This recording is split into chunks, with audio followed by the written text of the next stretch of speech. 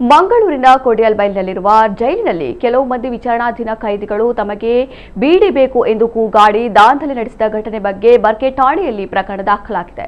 ಬುಧವಾರ ವಿಚಾರಣಾಧೀನ ಖೈದಿ ಪ್ರದೀಪ ಪೂಜಾರಿ ಎಂಬಾತ ಕಚೇರಿಯ ಮುಂದೆ ಬಂದು ಜೋರಾಗಿ ಕೂಗಾಡುತ್ತಾ ಕಬ್ಬಿಣದ ಸರಳುಗಳಿಗೆ ಬಡಿಯುತ್ತಾ ಕಲ್ಲನ್ನ ಎಸೆಯುತ್ತಾ ತನಗೆ ಬೀಡಿ ಬೇಕು ಎಂದು ಗಲಾಟೆ ಮಾಡತೊಡಗಿದ.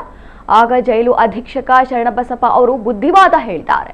ಆದರೆ ಪ್ರದೀಪ ಪೂಜಾರಿ ಎಷ್ಟೇ ಬುದ್ಧಿವಾದ ಹೇಳಿದ್ರೂ ಕೇಳದೆ ಕಚೇರಿಗೆ ನುಗ್ಗಿ ದಾಂಧಲೆ ಮಾಡಲು ಪ್ರಯತ್ನಿಸಿದ್ದಾರೆ.